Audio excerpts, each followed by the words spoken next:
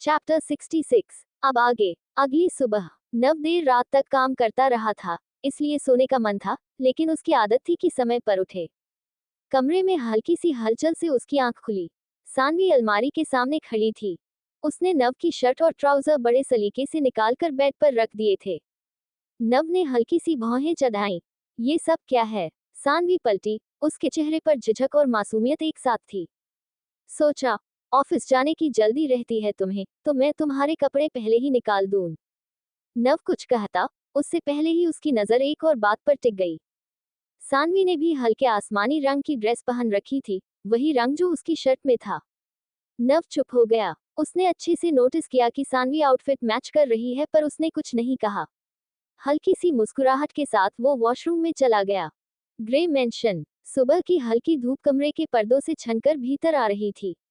शिवांगी उनींदी आंखें खोलते ही चौंकी। दीवार पर लगी घड़ी 9 बजा रही थी। उसने देखा, सामने अद्विक बिजनेस सूट में, टाई को हल्का सा एडजस्ट करते हुए, उसकी ओर मुस्कुरा रहा था। वह झटपट उठी और उसकी बाहों में समा गई। आपने मुझे जगाया क्यों नहीं?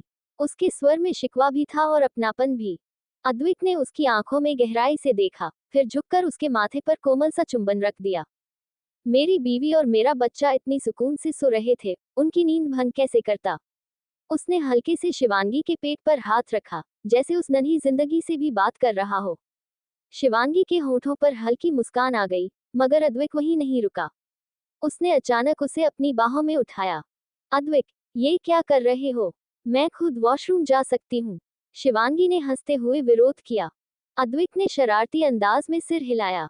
पता है, लेकिन मुझे तुम्हें उठाने का बहाना चाहिए था। शिवांगी शर्मा गई। वह अद्विक के सीने से लगी हुई खुद को बिल्कुल हल्की और सुरक्षित महसूस कर रही थी।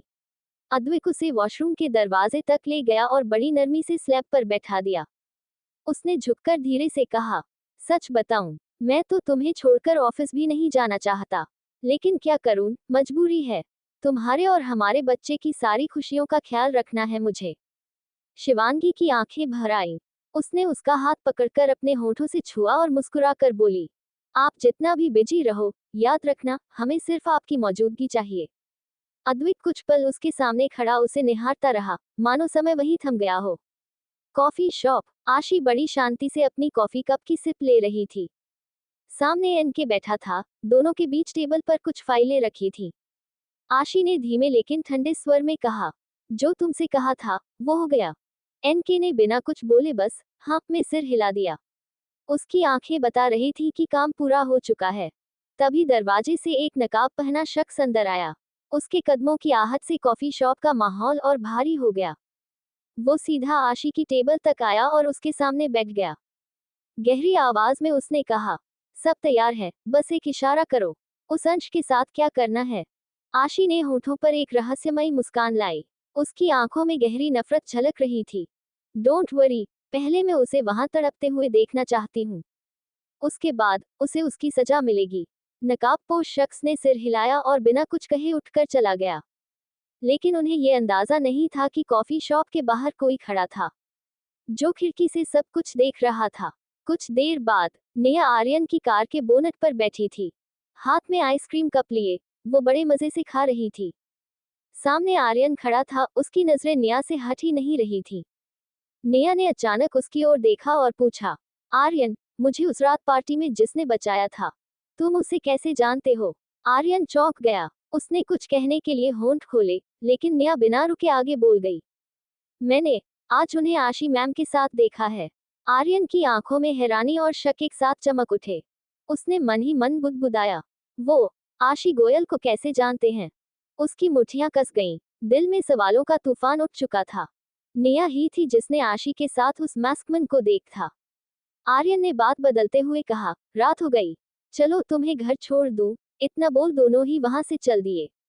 आर्यन नेहा को उसके घर छोड़कर जब अपने घर पहुंचा तो उसकी माँ पहले से ही डिनर टेबल पर उसका इंतजार कर रही थी। माँ बेटे ने साथ बैठकर खाना खाया। माहौल सामान्य था, खाने की प्लेटों की खनखनाहट और हल्की फुल्की बातें। लेकिन आर्यन के मन में उथल पुथल थी। डिनर खत्म होने के बाद वे दोनों लिविंग एरिया में आकर बैठ गए। आर्यन कुछ देर तक खामोश रहा, जैसे सही शब्द ढूंढ रहा हो। फिर धीरे से बोला, माँ, क्या मैं आपसे कुछ पूछ सकता हूँ? उसकी माँ ने मुस्कुराकर कहा, हाँ बेटा, पूछो। आर्यन ने सीधे सवाल दाग दिया, माँ, पापा हमसे 10 साल दूर क्यों रहे? आखिर वजह क्या थी? ये सुनते ही उसकी माँ का चेहरा एकदम गंभीर हो गया। उन्होंने नजरें फेर ली और ठंडे स्वर में कहा, कोई जरूरत नहीं है तुम्हें ये सब जानने की।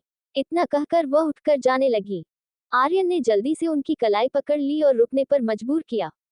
उसकी आवाज भारी और दृढ़ थी, जो आप मुझसे छिपाना चाहती हैं, वो मुझे पहले से ही पता है। ये सुनकर उसकी माँ ठिठक गईं। उनके चेहरे पर घबराहट और हैरानी की लकीरें साफ नजर आ रही थीं। उन्होंने पलटकर आर्यन की ओर देखा। आंखों में सवाल और डर दोनों थे। वह उसके पास आ गईं और बाजू पकड़कर जोर से हिलाते हुए बोली, क्या पता है तुम्हें? बोलो आर्यन, क्या पता है तुम्हें उनके बारे में? आर्यन की आंखें माँ की आंखों में टिक गईं। उसके चेहरे पर भाव थे, आधा दर्द, आधा गुस्सा। माँ का दिल जोर जोर से धड़क रहा था। ऐसा लग रहा था जैसे वह राज, जिसे वह इतने सालों से सीने में दबाए बैठी थी, अब किसी भी पल बाहर आ जाएगा। लिविंग एरिया की घड़ी की सुइयां टिक टिक कर रही थी, लेकिन उस शांत घर के भीतर आर्यन और उसकी माँ के बीच की बातचीत ने जैसे हवा को भारी कर दिया था। आर्यन ने अपनी आंखों को माँ की आंखों में टिकाए रखा। उसकी आवाज धीमी थी, मगर उसमें दृढ़ता साफ झलक रही थी। वही, वही जो आप मुझे बताना नहीं चाहती। उसकी माँ एकदम ठिठक गईं। पल भर के लिए उनके चेहरे का रंग उड़ गया। उन्होंने हैरानी से बेटे को देखा, जैसे किसी ऐसे राज का नाम उसने ले लिया हो जिसे वह अपने सीने में गाड़कर बैठी थी। आर्यन ने अपनी बात आगे बढ़ाई, उसकी आवाज अब और गहरी थी। यही कि पापा एक माफिया गैंग चलाते हैं।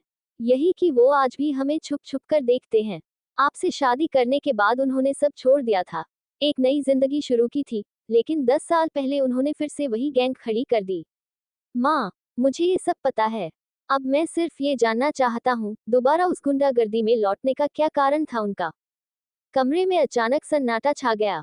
उसकी माँ की आंखों में अविश्वास था, जैसे ये यकीन ही न कर पा रही हूँ कि उनका बेटा सच में सब जानता है। वह आगे बढ़ी, कांपते हाथों से आर्यन के बाजू को पकड़कर हिलाया। उनकी आवाज अब तीखी और टूटती हुई थी। क्या पता है तुम्हें? बोलो आर्यन, और क्या क्या पता है तुम्हें उनके बारे में? आर्यन का चेहरा कठोर था, मगर भीतर दिल जोर जोर से धड़क रहा था। उसने माँ की आंखों से नजरें नहीं हटाईं। उस पल दोनों के बीच सिर्फ सच खड़ा था, एक ऐसा सच जिसे माँ छिपाना चाहती थी, और बेटा जानने को आतुर था। चैप्टर 67। अब आगे। आर्यन की पकड़ अब भी उनकी बाह पर थी। माँ की आंखें कांप रही थीं, होंठ सूखे हुए, लेकिन भीतर इतने सालों का बोझ आज बाहर आने को मचल रहा था। उन्होंने थकी हुई आवाज में कहा, हाँ, तुम्हारे पापा वही सब करते थे, जिससे मैं तुम्हें हमेशा दूर रखना चाहती थी। वो दुनिया खून और धोखे की थी, बेटा। जब उन्होंने मुझसे शादी की थी, उन्होंने वादा किया था कि सब छोड़ देंगे, और कई साल तक उन्होंने अपना वादा निभाया भी। लेकिन माँ की आंखों में आंसू चमक उठे। लेकिन 10 साल पहले वो फिर लौट गए। मजबूरी थी या लालच, तुम ये सोच रहे होगे, पर सच्चाई इससे कहीं गहरी है। आर्यन का गला सूख गया। उसकी आवाज कड़ी थी, क्या मजबूरी? कौन सी वजह थी कि उन्होंने हमें छोड़कर फिर से उस अंधेरे रास्ते को चुना? की आंखें और भी नम हो गईं। उसने सूजी हुई आवाज में कहा, वो हादसा, वो रात कभी मेरे दिल से नहीं जा सकी, बेटा। 10 साल पहले तुम्हारी पापा की बहन, उनका जीजा और उनकी नन्ही सी बेटी तीनों एक साथ सड़क हादसे में मारे गए। सरकारी रिपोर्ट में सब कुछ हादसा बताया गया, पर तुम्हारे पापा ने उस दिन जो देखा वो किसी हादसे जैसा नहीं था। आर्यन की सांसें तेज हो गईं। क्या क्या उन्होंने कुछ देखा था? उसने अस्त व्यस्त होकर पूछा। उसकी माँ बोली, तुम्हारे पापा को समझते हुए देर नहीं लगी कि वो कोई हादसा नहीं था। आर्यन अपने मन में सोचते हुए बोला, तो पापा आशी जिंदल के साथ क्या कर रहे थे? क्या वो खन्ना फैमिली से कनेक्टेड है? दूसरी ओर बारिश थम चुकी थी। घर के अंदर हल्की सी गुनगुनाहट थी। डाइनिंग टेबल पर निया अपनी कॉफी का मग लिए आराम से बैठी थी, और उसकी नजरें लगातार किचन की ओर जा रही थी। किचन में नव और सानवी खड़े थे। दोनों के सामने ढेर सारी सब्जियां, बर्तन और मसाले फैले हुए थे। सानवी ने चाकू उठाया और हरी मिर्च काटने लगी। अचानक इतनी बड़ी बड़ी टुकड़े काटे कि नव हंस पड़ा। ये मिर्च काट रही हो या लकड़ी का टुकड़ा? सानवी झेपते हुए बोली, मुझे कैसे पता? तुम ही सिखाओ ना, मैं तो कभी करती ही नहीं थी ये सब। नव ने उसके हाथ से चाकू लिया और सही तरीके से काट कर दिखाया। देखो, ऐसे पकड़ो, और धीरे धीरे छोटे टुकड़े करो, नहीं तो खाने वाले भाग जाएंगे। सानवी ने शरारती अंदाज में कहा। अगर भाग गए तो अच्छी बात है, मैं तो वैसे भी डाइट पर रहूंगी। दोनों की नोक झोंक देख निया हंस पड़ी। ओह गॉड, तुम दोनों को देखकर लग रहा है जैसे किसी कुकिंग शो का कॉमेडी वर्जन देख रही हूँ। नव ने सिर घुमाकर कहा। तुम वहां आराम से बैठी हो और हम यहाँ मेहनत कर रहे हैं, आकर मदद क्यों नहीं करती? नेहा शरारत से बोली। नहीं भाई, मुझे तो मजा आ रहा है तुम दोनों की जोड़ी देखकर। सानवी की आंखों में हल्की सी लाज थी। सानवी चाकू हाथ में लिए हरी सब्जियां काटने की कोशिश कर रही थी, पर उसके हाथ कांप रहे थे और टुकड़े ठीक से नहीं कट रहे थे। नव ने गहरी सांस लेते हुए कहा, ये देखो, ऐसे नहीं, तुम बार बार हाथ गलत पकड़ रही हो। वो उसके पीछे आकर खड़ा हो गया। सानवी चौंक पड़ी, उसका दिल तेजी से धड़कने लगा। नव ने धीरे धीरे उसके हाथ को अपने हाथों में थामा और बहुत करीब आकर कहा, देखो, चाकू ऐसे पकड़ो, अंगूठा थोड़ा अंदर और उंगलियां मुड़ी हुई। उसके सिखाना शुरू किया। सानवी की सांसें अनियंत्रित हो गईं। उसकी पीठ से नव की गर्माहट महसूस हो रही थी। उसने कांपते हुए कहा, मुझे लग रहा है मैं गिरा दूंगी। नव हल्की हंसी के साथ फुसफुसाया, गिरा भी दोगी तो मैं पकड़ लूंगा। उनकी उंगलियां एक दूसरे में उलझ गईं और चाकू सब्जी पर धीरे धीरे चल रहा था। लेकिन सानवी की नजर सब्जियों पर नहीं, नव के करीब होते साए पर अटक गई थी। डाइनिंग एरिया से निया ने शरारत भरी आवाज लगाई, हेलो, खाना बनाना है या फिर कुछ और? सानवी झट से आगे हट गई। उसका चेहरा लाल हो चुका था। नव ने एक पल के लिए उसकी तरफ देखा और मुस्कुराकर फिर सब्जी काटने लगा। सानवी ने शर्म से आंखें झुका ली, लेकिन उसकी धड़कनों का शोर अब भी रुकने का नाम नहीं ले रहा था।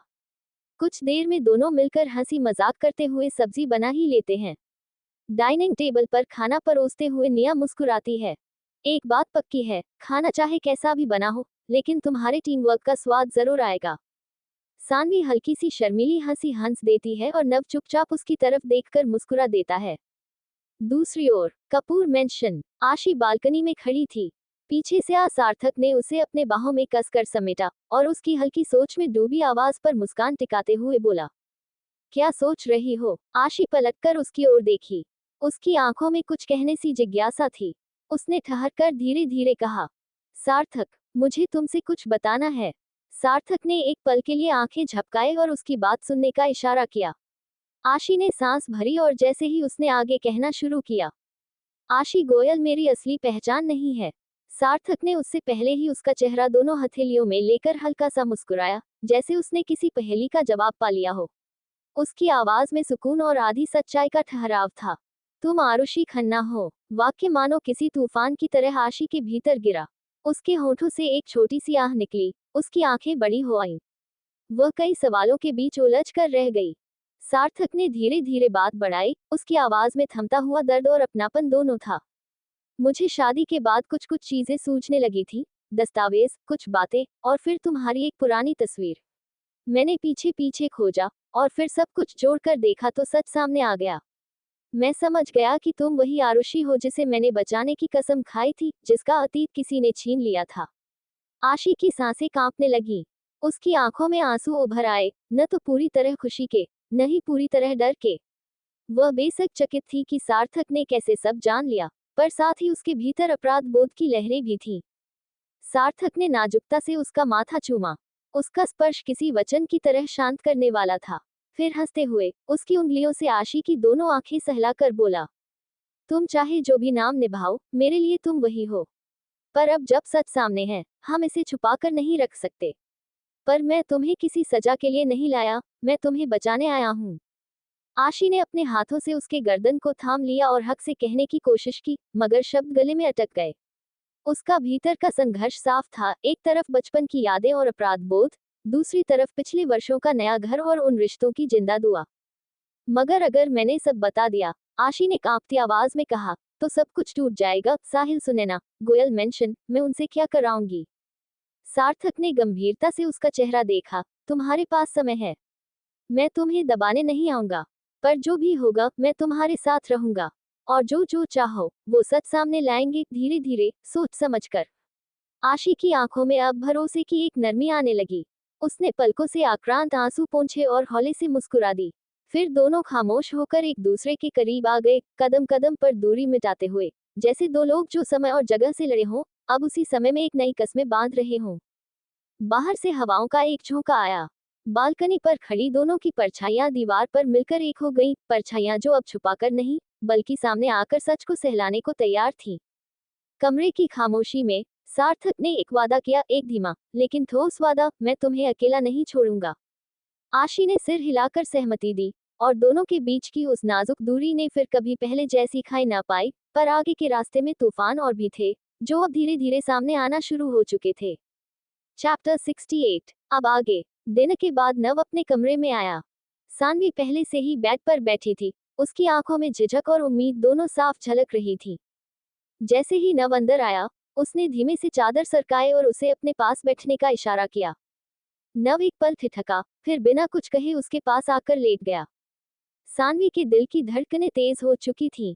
वो कुछ देर चुप रही, फिर हिचकते हुए बोली, नव, मैं तुम्हारा हाथ पकड़कर सोना चाहती हूँ। आई प्रॉमिस इससे ज्यादा तुम्हें परेशान नहीं करूंगी। नव ने उसकी आंखों में देखा और बिना किसी सवाल के अपना हाथ उसकी ओर बढ़ा दिया। सानवी के होठों पर एक मासूम सी मुस्कान आई। उसने उसका हाथ थाम लिया और धीरे से अपने गाल से लगा लिया। उसकी आंखें बंद हो गईं, मानो उसे वह सुकून मिल गया हो जिसकी तलाश बरसों से थी। नव करवट लेकर चुपचाप उसे देखता रहा। उसके चेहरे पर शांति थी, मासूमियत थी। नव के मन में एक अनकही हलचल उठी, क्या ये रिश्ता सचमुच नई शुरुआत की ओर बढ़ रहा था? लेकिन उस पल उसने कोई सवाल नहीं किया, बस सानवी को शांति से सोते हुए देखता रहा। और पहली बार उसके होठों पर भी एक अनजानी सी कोमल मुस्कान आ गई। दूसरी ओर आशी ने धीरे से अपना सिर सार्थक के चौड़े सीने पर टिका दिया। उसकी सांसों की गर्माहट में एक अजीब सी सुकून थी, मानो बरसों की तलाश के बाद उसे उसकी मंजिल मिल गई हो। कुछ पलों की चुप्पी के बाद उसने हिचकते हुए सवाल किया, आपको कब कब पता चला कि मैं आरुषि हूँ? सार्थक ने उसकी आंखों को थाम लिया। वह बारी बारी से उसकी पलकें चूमता गया, मानो उन आंखों से अपने हर संदेह का जवाब ले रहा हो। उसकी आवाज बेहद धीमी थी, लेकिन उसमें यकीन की गहराई थी। ये आंखें हमेशा मुझे आरुषि की याद दिलाती रहीं। तुम्हारा आग से डरना, छोटी छोटी बातों पर वही मासूम घबराहट, सबने मेरे मन में सवाल उठाए। तभी मैंने ठान लिया कि मुझे तुम्हारा अतीत जानना होगा। और जब मुझे सच मिला कि तुम मिस्टर और मिसेस गोयल की बायोलॉजिकल बेटी नहीं हो, मेरा शक यकीन में बदल गया। हाँ आशी, तुम ही मेरी आरुषि हो। ये कहकर उसने आशी के माथे पर एक लंबा गहरा चुंबन दिया। आशी की आंखें नम हो गईं, जैसे कहीं भीतर दबा कोई सवाल, कोई पहचान, अब जाकर उजागर हो रही थी। अगली सुबह दूसरी ओर उसी समय ऑफिस की ठंडी खामोशी को आर्यन के तेज कदमों की आहट तोड़ रही थी। वह आज समय से पहले पहुंचा था, लेकिन उसका मकसद रोज जैसा नहीं था। सार्थक के केबिन में घुसते ही उसने दरवाजे को धीरे से बंद किया और सीधे बुक शेल्फ की ओर बढ़ गया। किताबों और फाइलों के बीच कुछ ढूंढने की बेचैनी उसके हर हाव भाव से झलक रही थी। बहुत देर की तलाश के बाद उसके हाथ वह फाइल लगी, जिसके पन्नों में दबी थी एक पुरानी दास्तान। उसने कांपते हाथों से कागज पलटना शुरू किया। शब्द उसके सामने नाच रहे थे, हर पंक्ति जैसे उसके विश्वासों को तोड़ रही हो। उसकी आंखें फैलती चली गईं। तो इसका मतलब उस हादसे में कोई सच में जिंदा बचा था, और वो आरुषि थी। लेकिन आज वो आशी गोयल की पहचान के साथ जी रही हैं। उसके दिल की धड़कन इतनी तेज हो गई कि लगा अभी बाहर छलक पड़ेगी। उसी वक्त पीछे से एक ठंडी सख्त आवाज गूंजी, आर्यन। आर्यन चौंक पड़ा। फाइल उसके हाथ से लगभग छूट ही गई। उसने पलटकर देखा, सार्थक दरवाजे पर खड़ा था। उसकी आंखें छोटी सी होकर सीधी आर्यन के चेहरे को भेद रही थीं। यहाँ क्या कर रहे हो तुम? सार्थक की आवाज भारी हो चली। और तुम्हारे हाथ में क्या है? आर्यन के होंठ सूख गए। उसने घबराहट में निगलते हुए सार्थक की ओर देखा। उसके शब्द मानो गले में अटक गए थे, लेकिन उसकी आंखों का डर साफ बता रहा था कि वह उस फाइल के सच तक पहुंच चुका है। सार्थक की पैनी नजरें सब कुछ पकड़ चुकी थीं। आर्यन। सार्थक की आवाज ठंडी लेकिन बेहद सख्त थी। मैंने पूछा, तुम्हारे हाथ में क्या है? आर्यन ने निगलते हुए कहा, वो सर, मैं बस एक केस की फाइल ढूंढ रहा था। सार्थक धीरे धीरे आगे बढ़ा। उसके कदमों की गूंज केबिन में डर का माहौल पैदा कर रही थी। वह आर्यन के ठीक सामने आकर रुका, और उसकी आंखों में सीधे झांकते हुए फाइल उसके हाथ से खींच ली। सार्थक ने बिना पलक झपकाए फाइल खोली। कुछ पन्ने पलटकर उसने देखा कि आर्यन ने वही डॉक्यूमेंट्स पढ़े थे, जो आशी की असली पहचान को बयां कर रहे थे। तो अब तुम सब जान गए हो। सार्थक की आवाज में न गुस्सा था न हैरानी, बल्कि एक गहरी थकान। आर्यन एक कदम पीछे हटते हुए बोला, सर, मतलब दी, यानी आशी दी ही आरुषि हैं। वो हादसे में बच गई थी। और आप इतने समय से यह राज छुपाते रहे। सार्थक की आंखें और भी सनकरी हो गईं। उसने ठंडी मगर सख्त आवाज में पूछा, आर्यन, तुमने अभी अभी आशी को दी कहा। क्यों? तुम्हारे और उसके बीच ऐसा कौन सा रिश्ता है जिसके बारे में मुझे कभी पता नहीं चला? आर्यन का चेहरा पीला पड़ चुका था। उसकी आंखों में डर भी था और बेचैनी भी। कुछ पल वह चुप खड़ा रहा, फिर भारी सांस लेकर बोला, क्योंकि सर, वो सिर्फ आशी गोयल नहीं है। वो मेरी आरुषि दी हैं। सार्थक के माथे की नसें तन गईं। उसकी उंगलियां फाइल पर कस गईं। आवाज और कठोर हो गई। तुम्हारी दी, साफ साफ बोलो, आर्यन। आर्यन ने कांपते हुए मगर पूरे यकीन के साथ कहा, उसकी माँ सृष्टि खन्ना मेरी बुआ जी हैं। यानी खून का रिश्ता है मेरा उससे।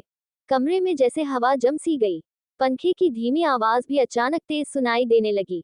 सार्थक वहीं खड़ा आर्यन को घूरता रह गया। उसके दिमाग में जैसे हजारों बातें एक साथ दौड़ने लगी। सार्थक का चेहरा गंभीर हो उठा। उसने धीरे से फाइल बंद की और गहरी आवाज में कहा, मतलब तुम्हें न सिर्फ उसके बारे में सच्चाई पता चल चुकी है, बल्कि उसके अतीत से तुम्हारा सीधा नाता भी है। आर्यन ने झुककर सिर हिलाया। हाँ, सर। आर्यन की आवाज अब और भी भारी हो गई थी। उसकी आंखें नमी से भर गईं, लेकिन उनमें हिम्मत भी थी। मैं मैं आशी दी से मिलकर अपने बारे में बताना चाहता हूँ। और अपने पापा के बारे में भी जानना चाहता हूँ।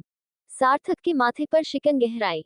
उसने भौहें चढ़ाकर हैरत से कहा, तुम्हारे पापा? आर्यन ने धीमे स्वर में, जैसे बरसों से दबा सच उगल रहा हो, कहा, हाँ, मेरे डैड। वो 10 साल पहले हमें छोड़कर चले गए। उसकी आंखें एकदम शून्य में जा टिकी। शब्द टूटे टूटे लेकिन दिल से निकल रहे थे। उस दिन से मैं हर सुबह ये सोचकर जागता हूँ कि शायद आज वो लौट आएंगे। पर वो नहीं आए। और अब मुझे जानना है, सच क्या है? वो कब आएंगे?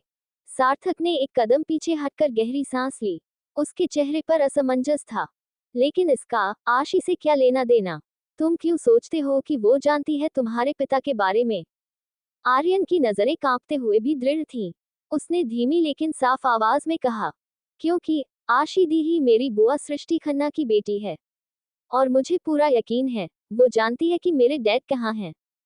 कमरे की खामोशी में यह वाक्य जैसे बम की तरह गिरा।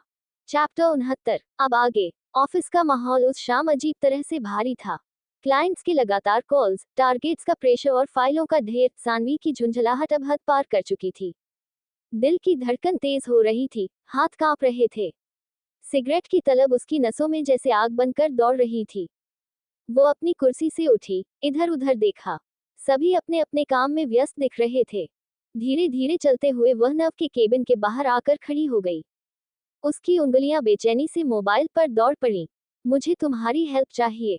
कुछ ही पलों बाद दरवाजा खुला। नव हैरानी से बाहर आया, भौहें सिकुड़े जैसे कोई बड़ी बात होने वाली हो।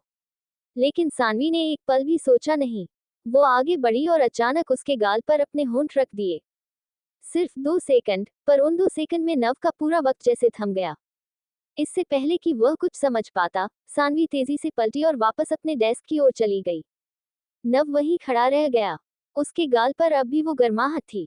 और चेहरे पर एक हल्की सी मुस्कान, जिसे वो चाहकर भी रोक नहीं पा रहा था। पर इस खेल के गवाह सिर्फ दीवारें नहीं थीं। नव की टीम की एक महिला स्टाफ, जो हमेशा शांति से अपने सिस्टम में डूबी रहती थी, उसकी आंखों में अब चमक आ गई थी। उसने तुरंत अपने कंप्यूटर पर लॉगिन किया और शिवांगी की एम्प्लॉय डिटेल्स खोल डाली। कुछ ही मिनटों में स्क्रीन पर जो खुला, उसने उसकी जिज्ञासा और बढ़ा दी। मैरिटल स्टेटस, मैरिड, लेकिन हस्बैंड्स नेम वाले कॉलम के सामने खालीपन। उसकी निगाहों में एक रहस्य चमक उठा। दूसरी ओर, नव ने सर झटका, जैसे खुद को होश में लाने की कोशिश कर रहा हो। तेज कदमों से केबिन में लौटा और दरवाजा बंद कर दिया। जेब से मोबाइल निकाला और तुरंत सानवी को मैसेज किया। ये सब क्या था? जवाब पलक झपकते ही स्क्रीन पर चमक उठा। मुझे सिगरेट पीने का मन था, इसलिए किया। नव ने फोन को घूरते हुए गहरी सांस ली। आंखों में हल्की सी झुंझलाहट थी, मगर होठों पर वही अनकही मुस्कान अब भी बाकी थी। जगह अंधेरी और घुटन भरी थी, एक सुनसान गोदाम जैसा कमरा जहां सिर्फ एक फीका बल्ब हवन कुंड की तरह अजीब सी रोशनी बिखेर रहा था। जमीन पर बिखरे हुए कागजों और धूल की गंध के बीच अंश बंधा पड़ा था। उसकी पूरी बॉडी पर जख्म उभर आए थे, गहरे नीले भूरे दाग, सूखी खून की धाराएं, और हर सांस के साथ उसका चेहरा दर्द से सिकुड़ जाता था। दरवाजा खुलते ही दो परछाइयां भीतर आईं। आरवी, सिगार की नमी वाली गर्माहट उसके होठों के पास झिलमिला रही थी, और एनके उसके पीछे निर्मल सा खड़ा था, आंखों में कोई ठंडा हिसाब। आरवी ने धीमे से सिगार जलाया और धुएं की पतली सी लकीर हवा में छोड़ते हुए बोला। उसका स्वर कठोर था, पर खेलने सी ठिठकी हुई। आखिरी मौका दे रहा हूं, अपना गुनाह कबूल कर ले, वरना सजा मैं खुद दिलवाऊंगा। अंश की आवाज में थरथराहट और हौले से आई हुई अपेक्षा दोनों थी। उसने मुश्किल से, दर्द भरे स्वर में कहा, मैंने कुछ नहीं किया, समझे क्या तुम लोग। आरवी की आंखों में एक तिरछी चमक आई कि जैसे किसी ने खेल निकाल दिया हो। वह आगे बढ़ा, पर तभी कदमों की आहट गूंजी, और एक सिलवटदार परछाई दरवाजे के पास ठहरी। आशी भीतर आई, पर वह नर्म पकड़ा हुआ, दबी हुई आशी नहीं थी जिसे वे सब जानते थे। उसकी चाल में अब कोई सादगी नहीं थी, आंखें ठंडी, चेहरे पर एक पाशविक ठहाका, और होठों पर एक अजीब सी शांतता। उसने बिना झिझक आगे बढ़कर पंजों पर बैठकर अंश के सामने बैठ गई, बिल्कुल उसी तरह जैसे पुरानी बातें सामने की जाती हैं। सच में, तुमने कुछ नहीं किया। उसकी आवाज ने कमरे की हवा काट दी, मीठी और खतरनाक दोनों। उसने अंश की ठुड्डी पकड़कर चेहरा ऊपर उठाया, उसकी आंखों में ताकत थी, और फिर धीमे से पूछा, इन आंखों में तुम्हें क्या दिखाई देता है। अंश की आवाज भड़क गई, जुबान में गड़बड़ी और पहचान की आशंका मिलकर निकली। आशी, तुम यह क्या कर रही हो। उसकी आंखों में डर और विस्मय का मिश्रण था। आशी का चेहरा बदल गया, एक केवल हंसी उसके होठों पर फूट पड़ी। उसने एक झटके में अपना असली नाम बोल दिया, जैसे किसी शिकारी ने अपना निशान दिखा दिया हो। आशी नहीं, आरुषि। उसकी आवाज कांपी नहीं, सुई सी नुकीली थी। तुमने मुझे पहचाना नहीं, मैं वही हूँ जो तुम्हारी मौत के पीछे खड़ी थी। अंश की आंखें जैसे किसी बूंद से भर आई हों, एक पल में उसका चेहरा सफेद सा पड़ गया। वह कुछ बोलना चाहा, पर शब्द पिघलकर हवा में खो गए।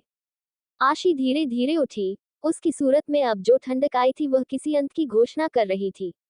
उसने आरवी की ओर मुंह किया, उसका स्वर आदेशों जैसा कठोर था, कोई भी नरमी नहीं बची थी। इसी तरह की मौत दे दो उसे, जैसी उसने मेरे माँ पापा को दी थी। कमरे में अचानक सन्नाटा छा गया। आरवी के चेहरे पर कुछ पल के लिए जंगली सा संतोष उभर आया। एनके की आंखें जकड़ सी गईं, और अंश, जो अभी कुछ क्षण पहले चुन चुनकर बोल रहा था, अब एक नीरस सा साय की तरह बिखर गया। आरवी ने सिगार की राख झटकते हुए धीरे धीरे कहा, ठीक है। पर उसकी आवाज में कोई भाव नहीं, बस एक ठंडी फम। एनके ने आगे बढ़कर अंश के बंधे हुए हाथों पर कदम रखा, जैसे न्याय के बजाय कोई समीकरण सुलझाया जा रहा हो। आशी उनकी ओर मुड़ी, उसकी पीठ पर ताकत थी और आंखों में वह पुरानी खरोंच जो सालों से भर नहीं पाई थी। उसने एक देर तक अंश को देखा, उस बदन पर पड़े निशानों पर, उस चेहरे पर जो अब भय और पश्चाताप के बीच झूल रहा था, और फिर धीमे धीमे सिकुड़ा हुआ एक श्वास छोड़ी। दूसरी ओर, बालकनी में हल्की हल्की ठंडी हवा बह रही थी। आसमान पर धुंधले बादल टंगे थे और शहर की रोशनियां जैसे किसी अनकहे राज का हिस्सा बन रही थी। द्रुति लकड़ी के झूले पर धीरे धीरे झूल रही थी। उसके चेहरे पर हल्की थकान थी, पर आंखों में एक सुकून भरा उजाला। झूले के दूसरे सिरे पर अयांश बैठा था। उसकी नजरें कहीं दूर टिकी थी, जैसे वह किसी अंधेरे में जवाब खोज रहा हो। कुछ पल की चुप्पी के बाद उसने द्रुति की ओर मुड़कर धीमी आवाज में पूछा, तुम क्या आरुषि दी से मिली हो। उसके स्वर में बेचैनी साफ झलक रही थी। द्रुति ने एक गहरी सांस ली, फिर हल्की मुस्कान के साथ उसका हाथ थाम लिया। उसकी उंगलियों में एक भरोसे की गर्माहट थी। हाँ, अगर वो तुम्हारी आरुषि दी हैं, तो हाँ, मैं उनसे मिली हूँ। और सिर्फ मैं ही नहीं, अयांश, तुम भी उनसे मिल चुके हो। अयांश की सांसें मानो एक पल को थम गईं। उसकी आंखों में सवाल तैर गए। मतलब, वो सच में। द्रुति ने उसकी आंखों में देखते हुए कहा, हाँ, बहुत जल्द वो तुमसे खुद मिलने आएंगी। तुम बस थोड़ा सब्र करो। ये सुनकर अयांश का चेहरा बदल गया। उसकी आंखों में उम्मीद की एक किरण चमक उठी, जैसे किसी ने बुझते दीपक में फिर से तेल डाल दिया हो। उसने द्रुति को कसकर अपने सीने से लगा लिया। चैप्टर 70। अब आगे। ऑफिस की कॉफी मशीन के पास वही महिला स्टाफ खड़ी थी। चेहरे पर एक रहस्यमयी मुस्कान और आंखों में वह चमक, जो अक्सर किसी गॉसिप को हवा देने से पहले दिखाई देती है। उसने अपनी सहकर्मी से धीरे से कहा, सुना तुमने, वो नई इंटर्न सानवी, शादीशुदा होते हुए भी नव सर के आसपास घूमती रहती है। कल तो मैंने अपनी आंखों से देखा, सर के केबिन के बाहर जाकर उन्हें सेड्यूस करने की कोशिश कर रही थी। दूसरी ने चौंक कर पूछा, सच में। शादीशुदा है वो? हाँ, पहली ने तुरंत कंप्यूटर स्क्रीन से निकाली जानकारी का हवाला दिया। मैरिड लिखा है उसकी डिटेल्स में, लेकिन हस्बैंड का नाम ही नहीं है। अजीब नहीं लगता तुम्हें? मुझे तो साफ दिख रहा है कि वो सर का ध्यान खींचने की कोशिश कर रही है। कुछ ही घंटों में यह फुसफुसाहट पूरे फ्लोर में फैल गई। कहीं धीमी हंसी, कहीं उठी हुई भौहें, और कहीं ताने मारती नजरें सानवी को हर तरफ से महसूस होने लगी। जब वह कैफेटेरिया में कॉफी लेने गई, तो दो लड़कियां बगल से गुजरते हुए हंस पड़ी।